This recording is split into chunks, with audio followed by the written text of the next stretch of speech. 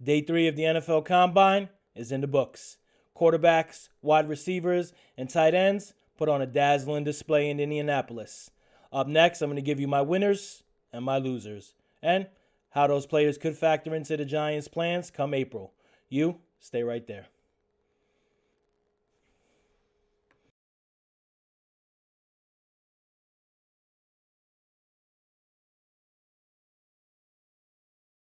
Thank you for tuning in to another episode of Tommy's Takes, the Combine Edition. I'm your host, Tommy G. You could have been anywhere in this whole wide world, but you're here with me, and I appreciate that. Please hit that subscribe button, like, comment, turn notifications on. You could also check me and my takes out on Twitter, TommyG105, and as always, my Giants country team representing some of the best content and analysis out there, whether you like articles, podcasts, tweets, interviews, you name it, Giants country team has it. Let's get started. Big day 3 at the Combine. Quarterbacks, wide receivers, tight ends. Some dazzling displays out there. And unfortunately, some not so dazzling displays. A couple players the Giants will have their eye on come April. First, we'll do our normal house cleaning. Not too much going on today. Giants still trying to push through with a contract for Daniel Jones. Still going back and forth. Talks have been heating up every day. You know, you hope they will get something done by Tuesday. You're hearing rumors that if they don't get something done by Tuesday, it might not get done. I personally believe if they can't come to a long-term deal, they will then franchise tag Daniel Jones. Gives them more time to try to work this deal out. I believe once they tag him, they have till July to actually work that deal out before he has to play on the franchise tag. You don't want him playing on the franchise tag. There have been less than a handful of quarterbacks that have played on the franchise tag since its inception. The reason why? It cripples your cap number. Daniel Jones' franchise tag number is $32 million.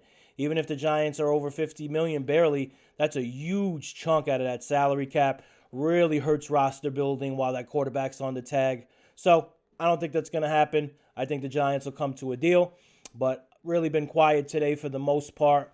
We'll see probably Monday, Tuesday, maybe even Sunday you'll hear some news about what happens. You know, not much about Saquon on the front. So that's where you're at with your house cleaning for the New York Giants. Let's get right into the Combine. Big day. Like I said, quarterbacks, wide receivers, and tight ends on full display. Giants have massive holes at the wide receiver position. Could probably use another tight end.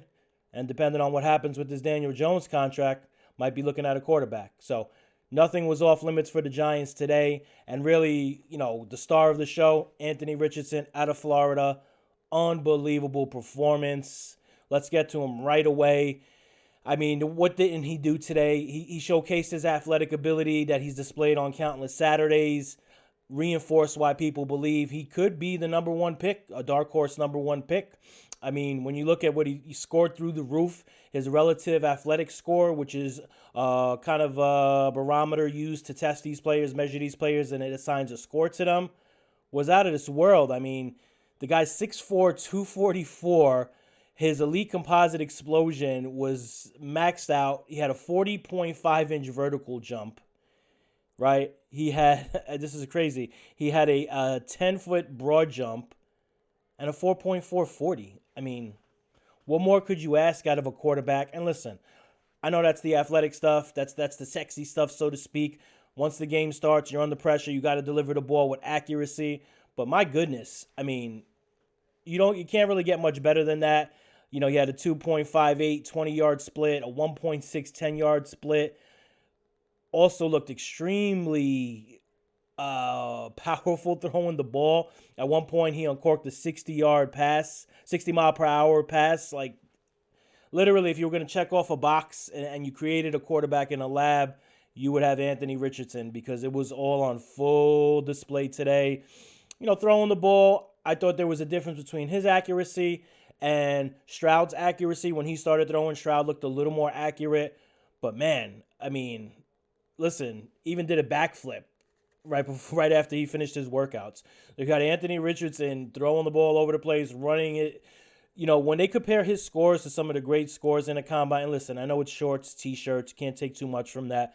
But he pretty much did it all. I mean, there's not much else you could do, including the backflip, even though he almost fell and hurt himself. You don't want to see that. So Anthony Richardson was a star. No question about that. It left a lot of teams salivating. I don't know where he's going to be picked. I don't know if this is enough to kind of, right now the consensus is kind of, Stroud, Bryce Young, and then Anthony Richardson. But who knows? Teams in the past have been enamored with these numbers and these 40 times and these splits. So I wouldn't be surprised. But on the other hand, you had C.J. Stroud, also looked great, showed tremendous accuracy. I don't think he missed a single pass at the combine. To me, I think Stroud is number 2. I think Bryce Young is still number 1. Anthony Richardson still number 3. But it would not surprise me in the least bit if a team trades up, gets into that top 5, and takes an Anthony Richardson. This league now, while it's still a passing league, is a league that features athletic quarterbacks. The more your quarterback could do as a dual threat, the more successful your offense could be. That's why the Giants found success in the back half of their season with Daniel Jones running the ball. It was a dual threat. It's another aspect the defense has to plan for. So wouldn't surprise me at all if AR-15 gets drafted high. But like I said, Stroud looked great too. Tremendously accurate. Bryce Young also had some positives. He measured in 5'10 and 1/8 for his height. Some people thought he was a lot lower than that. That was good. 204 pounds. So I thought that was a positive for Bryce Young. Will Levis looked great. He has a cannon for an arm. He'll tell you that he has a cannon for an arm. He looked great out there. My loser for quarterbacks, I would say, was probably Max Duggan from TCU. Poor in the passing drills, just didn't look accurate, erratic all over the field. It was really tough watching him for the most part. Didn't look like he was locked in. That's going to hurt his draft stock immensely, unfortunately. But all in all, I thought the quarterbacks looked great. I thought they put on a great show. The quarterback-hungry teams that were in the vicinity of watching them, I'm sure were very happy because it was a great show. It really was. And it was highlighted by Anthony Richardson. Obviously, he has some room for improvement with his accuracy, his footwork. But, man, if you could harness that athletic ability, he could be unbelievable in this league. So more to come on that. Obviously, when the draft rolls around, we'll start to see some movement. Obviously, the Bears hold the number 1 pick. They seem like they're going to stick with their quarterback, Justin Fields. That could complicate and make things interesting, but we'll see. That was my quarterbacks winners and losers. Now we'll go to the wide receivers, the big position. Giants need a receiver desperately. Shoot, maybe even 2. And you had some good ones. So my winners for today, wide receivers, and this one's going to sound familiar. Anybody that's been a follower of the show, Jackson Smith-Njigba. I mean, he showed it all again today. He didn't run the 40, which was unfortunate, but obviously he was recovering from an injury. That was a super positive. He looked fully healthy, no hitch in his giddy up, ran precise routes, smooth, great hands. And honestly, I don't believe he will fall to 25 to the Giants. But if he does, man, you got to jump on that. Extremely productive in college. Yes, his last season was marred by injury, didn't play in the bowl game, but this guy's the real deal. Put him in the slot. He's going to eat zone defenses up. He's going to route the heck out of man defenses, can run every route on the route tree. I am big in Jackson Smith and Njigba. I really am. So he was one of my big winners. Boston College, Zay Flowers, also, the talk has been very, very positive about him. He did extremely well today. 4.2 40-yard dash. Reinforced many thoughts that he will be the number 1 wide receiver off the board. We'll see. You got a bunch of great wide receivers out there. He was a winner for me. Also, as a winner on a lower end of a prospect, TCU's Darius Davis ran a 4.36. Now, he's small. He's 5'8". He's 185. But, man, a 4.36, you could utilize that in a lot of ways, whether that's coming out of the backfield, in the slot, special teams. It's not going to cost you a top round pick. So keep an eye on TCU's Darius Davis. He was another winner today. But we did have some losers. Keyshawn Booth out of LSU disappointed many. 4.67 40. Didn't do well with his vertical. Measured in at just above 5'11". So his stock has been falling even before the season ended. It's going to fall a lot more now. Another loser that I had, and this is an interesting one, and I want to preface this. I don't think this is a loser in terms of the player himself. USC's Jordan Addison had a 4.49 40. His second 40 time, I believe, was 4.5. It got worse. A lot of people expected him to run faster 40 time. Didn't really test great overall. But for the most part, he was a great receiver at USC. I think he fits the Giants very, very well. Cost himself some money. That's why I'm putting him in the loser range, because definitely going to drop out of that top 2-3 wide receiver tier. But if the Giants get someone like him at 25, you probably want to jump on that too. The guy could do it all. And, you can't get too mad. He has good hands. He's a smooth wet route runner. Okay, he's not the fastest, but his game speed is a lot faster. I'm sure you could see it on tape. And he's a great route runner. He was the slowest wide receiver. Check this out. Slowest wide receiver under 175 pounds since 2003. And that just shows you how fast these players are getting. It's ridiculous. Even the quarterbacks today were running extremely fast. Unbelievable. But those are my losers. Unfortunately, we always have to have some losers, but they're not losers, theoretically. Just didn't do well at the combine. Next up, tight ends. Now, Giants may not necessarily be in prime position to draft a tight end or want to draft a tight end, but you had some guys out there. And again, anybody that's been a fan of the show knows I am a fan of Darnell Washington, tight end out of Georgia, and he did it today. Unbelievable. He's 6'7". Check this out, 6'7". And before I start, if you haven't watched Darnell Washington highlights from Georgia, after this show, not right now, after this show, go on YouTube, wherever, and find his highlights. Unbelievable. 6'7", 265. He ran a 4.6 40, 10 broad jump. I mean, really, this guy could do it all. It's unbelievable. And he's probably going to go in the first round, especially after testing like this. But, wow, at that size, at that speed, and he could catch the ball, smooth hands, soft hands, whatever you want to call it.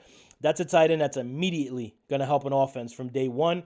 He was on my list. Iowa's Sam Laporta. Measurements crazy. 6'3" and a quarter, 245. He ran a 4.59 40. Unbelievable. I mean, these tight ends are just speed overall in the NFL. These players coming into the NFL is just ridiculous. But those are two tight end winners that I like today. As far as my losers, Michael Mayer from Notre Dame. I didn't, arms under 32 inches, right? Cut his weight down to 249. Only a 32-inch vertical, 4.7 40-yard dash. He was never going to be the most athletic guy on the field, but you would have hoped he would have tested a little bit better. A lot of his stuff in college was really go up and get it type of stuff. And for somebody that's going to slate it to be the first tight end off the board, you would expect a little bit more. So Mayer was my loser, unfortunately, from Notre Dame. That's it for my winners and losers today. Some amazing performances. Again, Anthony Richardson and Jigba, right? Darnell Washington. Those are kind of the top three that just come off to my head. And we'll see what happens. You don't know what's going to happen in free agency with the Giants. They may sign a free agent wide receiver. They're not going to draft one that high.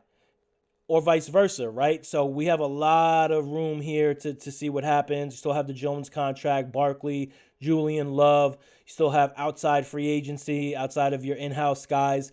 So a lot of stuff's going to change, but what's not going to change is I'll have it right here. I've been here every day for the Combine. Tomorrow is the last day of the Combine, and it should be an interesting one because Giants are looking for offensive linemen. And that interior offensive line struggled last season. Feliciano is a free agent. Nick Gates is a free agent. Also, running backs tomorrow. I don't know if the Giants will be in the market for a running back. Definitely not high. Even if Barkley does walk, you have Gary Brightwell.